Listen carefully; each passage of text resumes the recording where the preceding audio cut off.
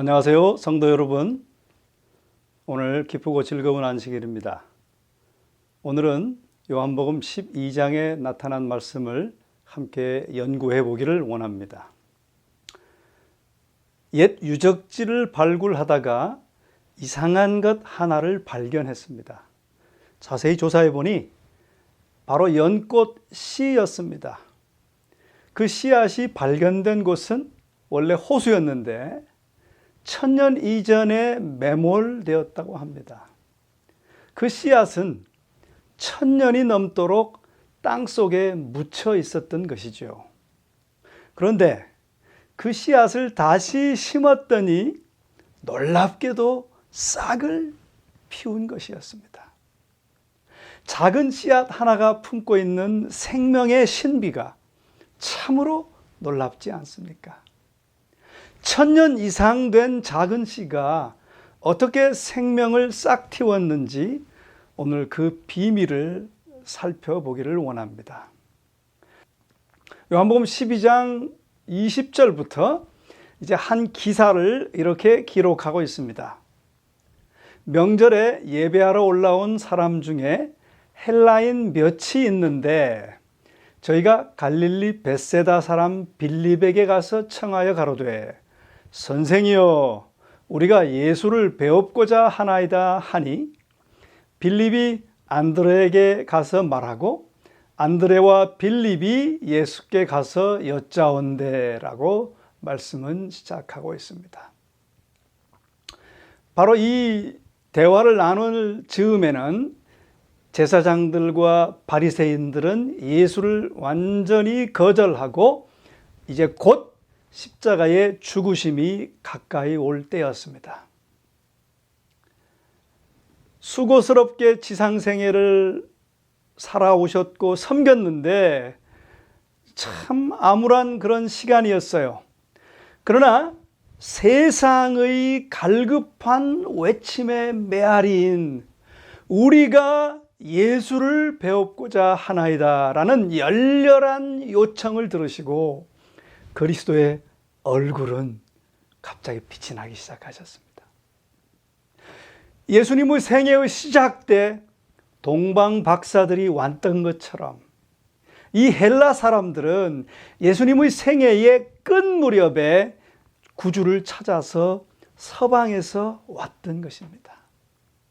그리스도의 탄생 당시 유대 백성들은 그들 자신의 야심적인 계획에 몰두한 나머지 예수님의 강림을 알지 못하였습니다. 그러나 동방 박사들은 구주를 경배하고자 선물을 가지고 이교의 땅으로부터 구유에까지 예수님을 뵈러 왔습니다. 마찬가지로 예수님 생애의 마지막 때에 서방 헬라인들은 온 세상 나라와 족속과 백성들을 대표하여 예수를 만나려고 왔던 것입니다. 이 헬라인들은 예수님의 사명에 대해 진실을 알고자 하였습니다. 그래서 우리가 예수를 배웁고자 하나이다 라고 말했어요. 그래서 그들의 간청은 허락되었습니다. 그리고 이제 예수님께서 주시는 말씀, 저는 예수님께서 이 헬라인들에게 주신 귀한 말씀들 가운데 3가지 교훈을 오늘 얻기를 원합니다. 첫째, 예수님은 그 헬라인들이 예수님을 뵙고자 하나이다 라는 말씀을 들으시고 예수님은 인자의 영광을 얻을 때가 왔도다 라고 말하셨습니다. 그리스도께서 영광을 받으실 때가 왔다 그 말씀이신데 그 무슨 말인가요? 네, 이제 그분은 십자가의 그늘 아래 서 계셨습니다. 이제 곧 인간의 죄를 위한 화목 제물이 되심으로써 그분은 그분의 은혜의 왕국을 완전하게 하실 것이었습니다. 그리고 그 은혜의 왕국은 이제 온 세상으로 확장될 것이었어요.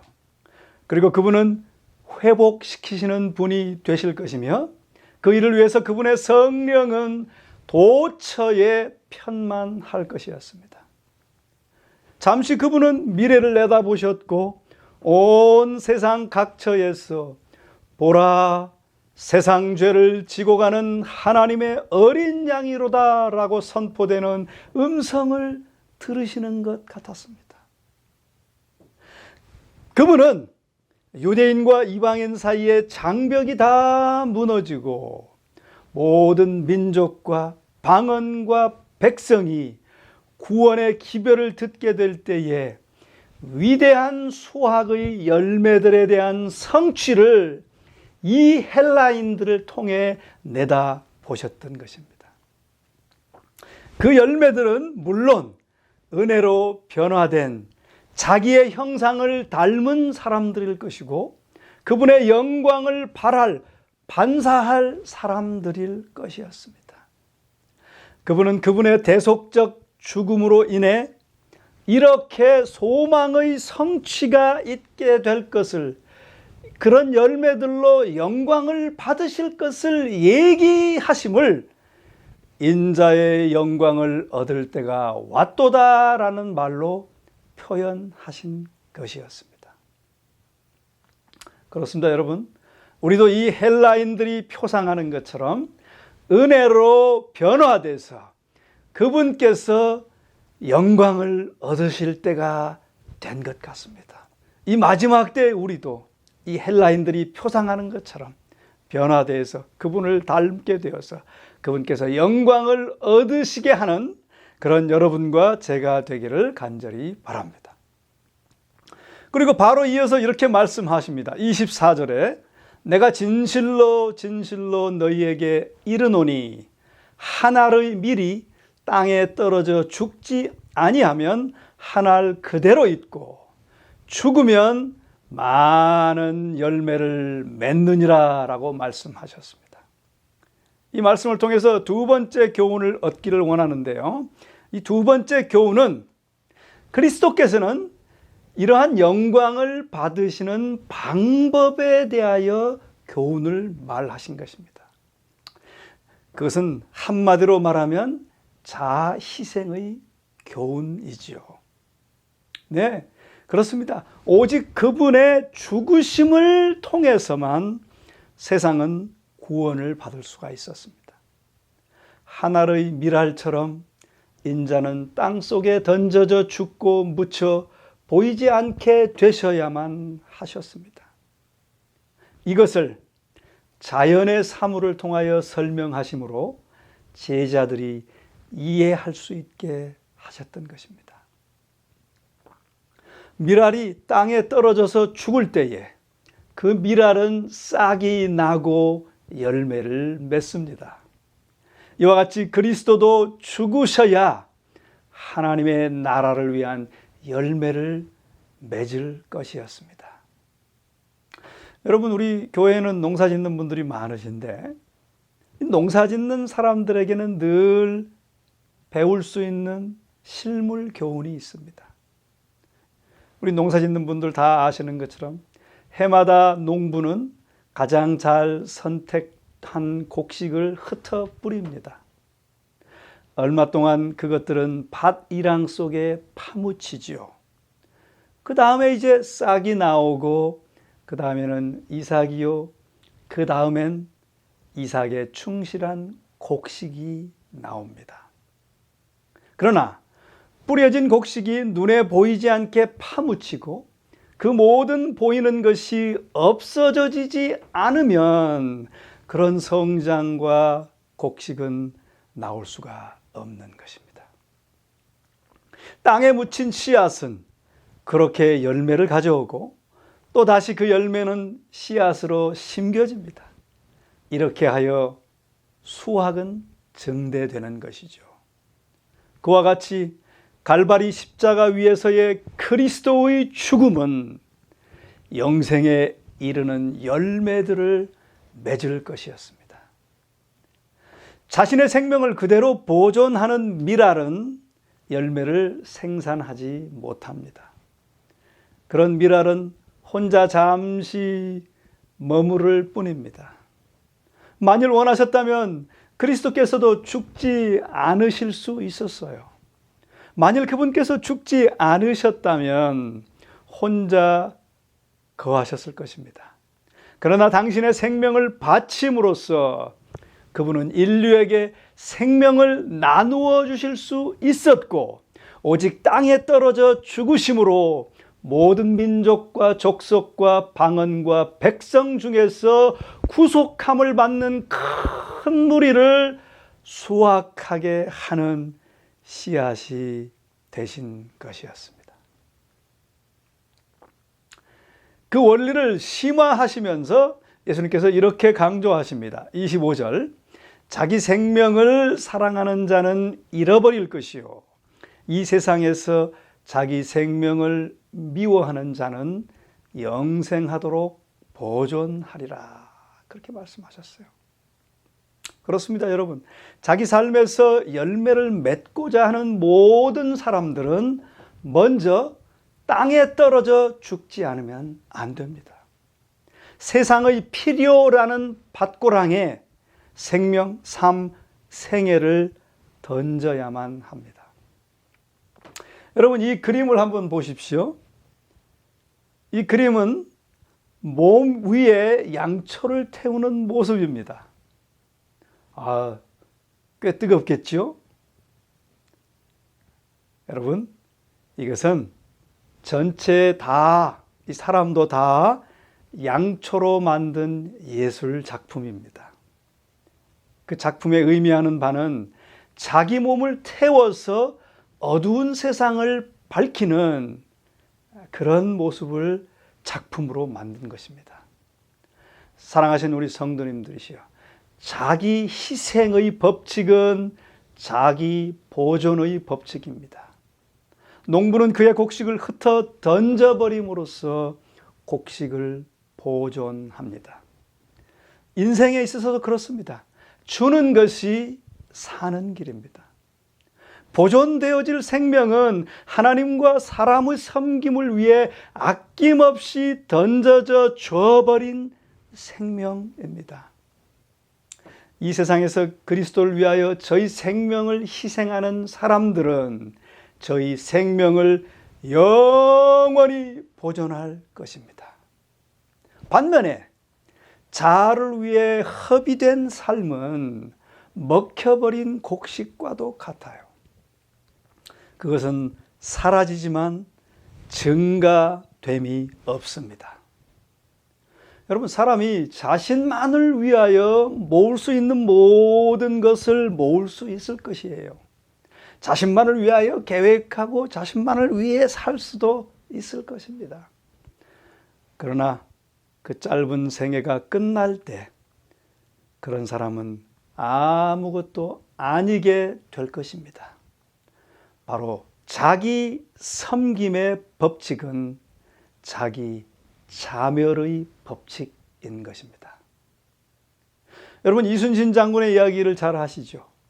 1597년 9월에 벌어진 명량대첩에서 이순신 장군은 불과 13척의 배를 인계받아서 그 10배에 해당하는 133척의 외적선을 상대로 세계 그 어떤 해전사에서도 그 유례를 찾아볼 수 없는 기적과 같은 승전을 이룹니다.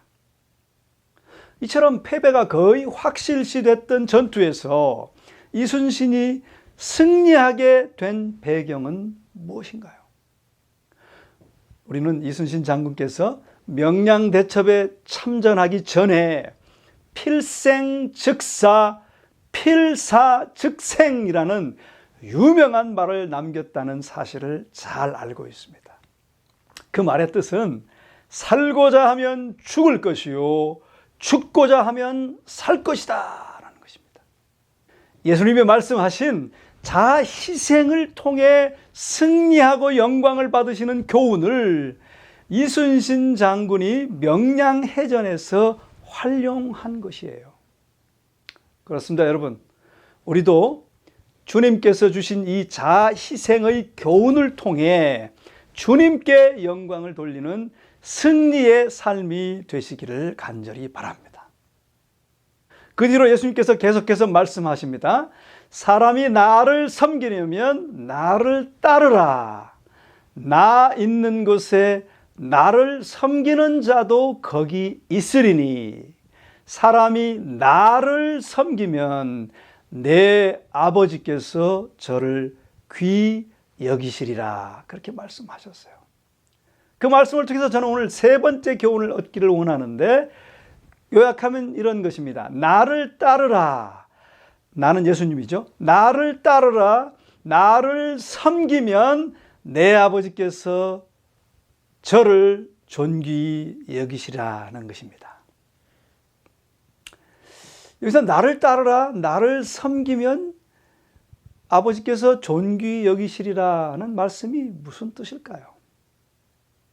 여러분, 나를 따른다, 예수님을 따른다는 것은 우리도 예수님처럼 자기 희생의 십자가를 지는 것을 의미하겠죠.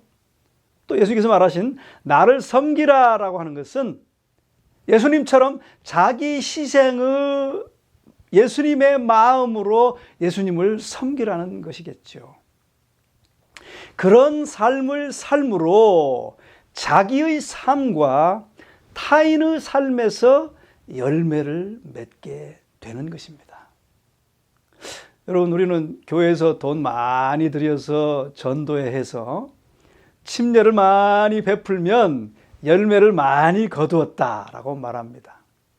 열매를 많이 거둔다는 것이 전도에서 사람을 많이 침례해 주는 것으로 희석되어 이해되고 있습니다. 그것도 물론 포함되지만 더 중요한 것은 바로 이것입니다. 예수님께서는 멸시와 고통 가운데 처하셨어요. 그런 멸시와 고통 가운데 처한 그리스도의 기쁨은 당신의 제자들이 당신과 함께 영광을 얻게 되는 것이었습니다. 즉, 제자들은 예수님의 자기 희생의 열매였기 때문입니다. 예수님을 따라서 그분의 자기 희생의 성품과 정신이 그들 안에, 제자들 안에 완성되어 가는 것이 그분이 받으실 보상이며 영원 무궁토록 그분의 기쁨이 될 것이었습니다. 여러분, 우리도 부모로서 자식이 돈 많이 벌고 또 고위직에 올라가도 성격이 아주 안 좋아서 이기적이고 늘 싸우면 부모의 마음이 별로 좋지 않습니다.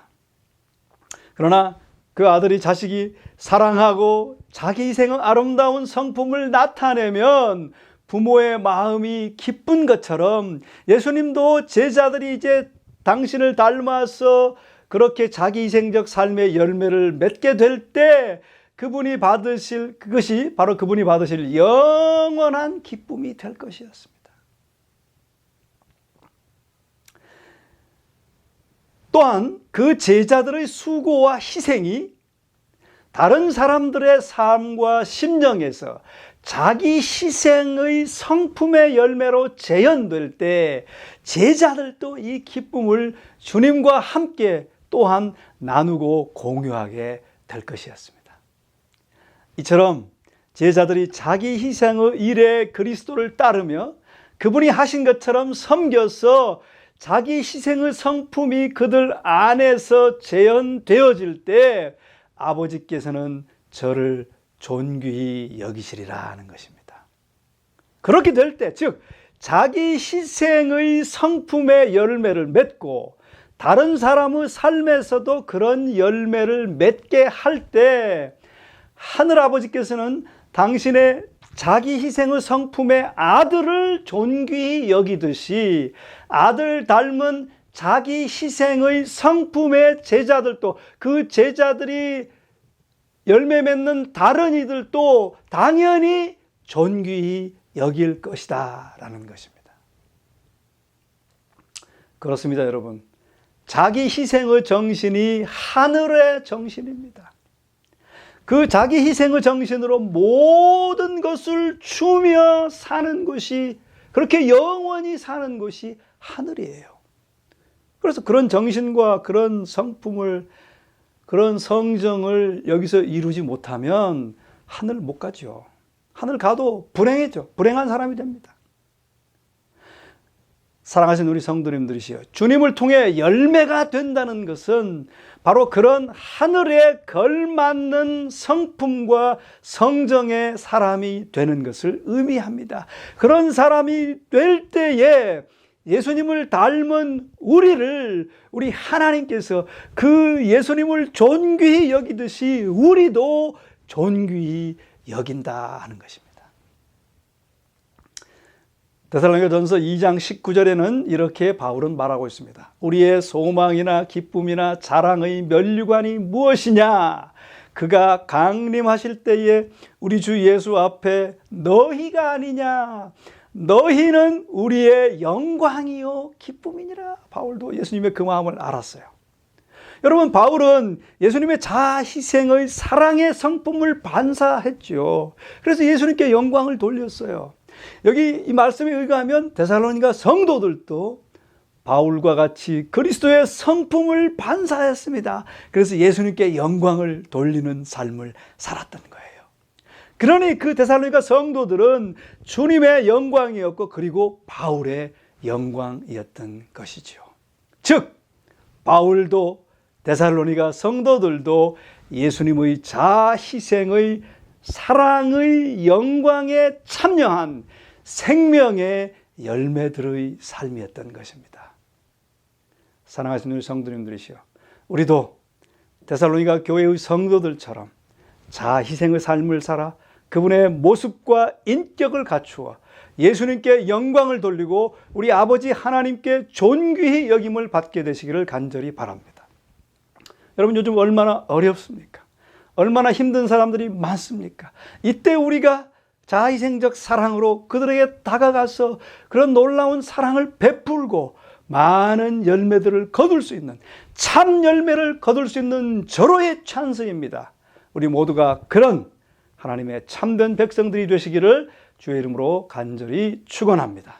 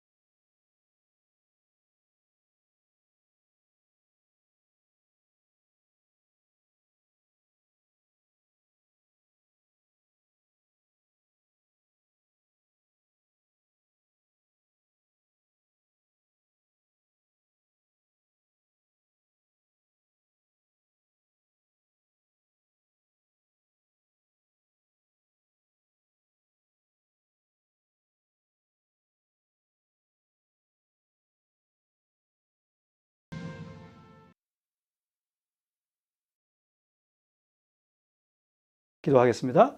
사랑의 우리 아버지 하나님, 오늘 이 아침 다시 한번 우리에게 말씀을 통하여 그리스도의 영광이 되는 비결을 가르쳐 주시니 감사합니다. 우리도 예수님을 따라 그분을 섬기며 자희생적 사랑으로 어려운 자들에게, 힘든 자들에게 나아가 그 사랑의 놀라운 선행을 베풀며 우리도 또 그들도 사랑의 열매로 거두어지는, 그래서 아버지께서 존귀히 여기시는 모든 이들이 될 수 있도록 축복해 주시옵기를 예수 그리스도의 이름으로 간절히 축원하옵나이다. 아멘.